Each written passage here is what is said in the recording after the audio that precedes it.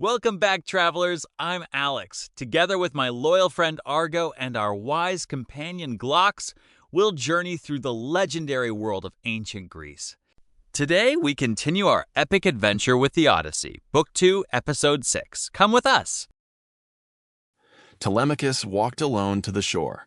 At the gray edge of the sea, he washed his hands in the waves and prayed. "Hear me," he said. "Yesterday, you came to me and told me to sail in search of my father. I want to obey you. But the people of Ithaca, and most of all the suitors, stand in my way."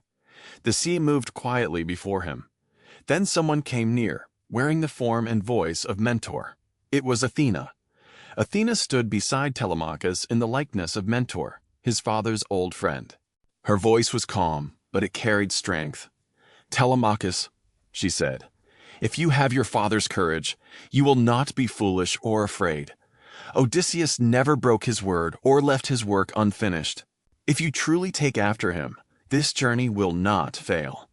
Do not make friends with the suitors. They have no wisdom and no goodness. They do not see the death and ruin drawing near to them. Your voyage will not be delayed. Odysseus was my friend. I will find you a ship, and I will travel with you. Now go home. Prepare supplies among the suitors without telling them why. Put wine into jars and barley meal into leather bags. I will find volunteers and choose the best ship in Ithaca. Before long, we will sail." Telemachus obeyed at once. He returned to his father's house, where the suitors were preparing their dinner. Some were skinning goats in the courtyard. Others were singeing pigs over the fire. Antinous approached him with a smile that did not reach his eyes. He took Telemachus by the hand. "Telemachus," he said, "do not keep anger in your heart. Eat and drink with us as you once did. The people of Ithaca will give you a ship and a fine crew, so you may sail to Pylos and seek news of your father."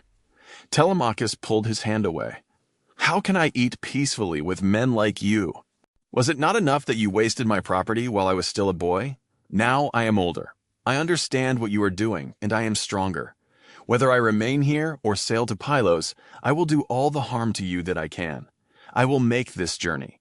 Though you have left me without a ship or crew of my own, I will go as a passenger if I must." The suitors laughed and mocked him as they worked. "Perhaps you will bring friends from Pylos or Sparta to kill us," one said. Another said, "Perhaps he will perish at sea as his father did. Then we can divide his wealth among ourselves.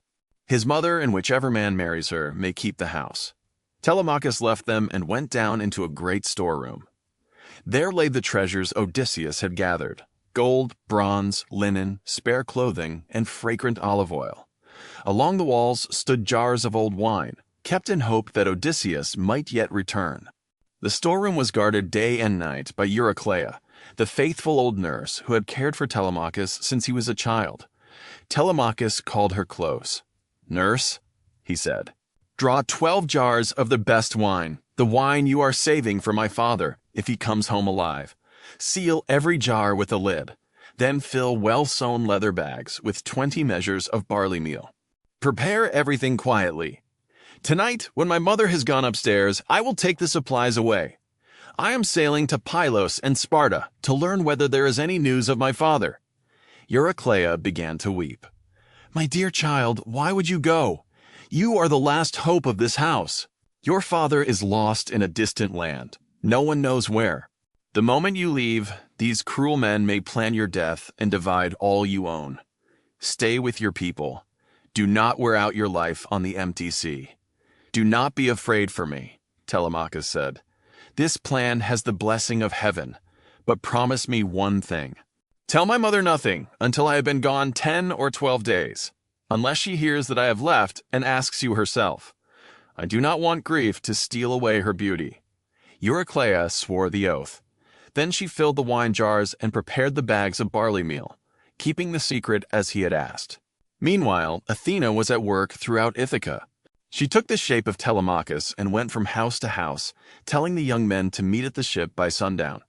She went to Noemon, son of Phronius, and asked to borrow a ship. He agreed willingly. When the sun had set and darkness covered the land, Athena brought the ship down into the water. She placed aboard the tackle a vessel needed and moored it at the far end of the harbor. The crew arrived, and she encouraged them all.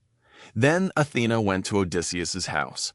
She sent a heavy sleep over the suitors. Their wine clouded their minds. Cups slipped from their hands, and they no longer wished to sit drinking in the hall. One by one, they stumbled away into the town to sleep. Athena again took the form and voice of Mentor. She called Telemachus outside. "Telemachus," she said, "the men are waiting at the ship with their oars. Come quickly. It is time to leave." She led the way through the night, and Telemachus followed. At the water's edge, the crew stood ready. "My friends," Telemachus said, "help me carry the stores aboard. They are gathered in the covered court. My mother knows nothing of this, nor do the servants, except one." They went to the house, lifted the wine jars and bags of meal, and brought them safely to the ship. Athena stepped aboard first and sat in the stern. Telemachus took his place beside her. The crew cast off the ropes and settled at their benches. Athena sent a fair wind from the west. It whistled across the deep blue sea. Telemachus told the men to raise the mast and hoist the white sail. They fixed the mast in place, tightened the ropes, and lifted the sail high. The wind filled it. The ship leapt forward over the dark water, and white foam hissed along her bow. When all was secure, the men filled their cups and poured offerings to the immortal gods.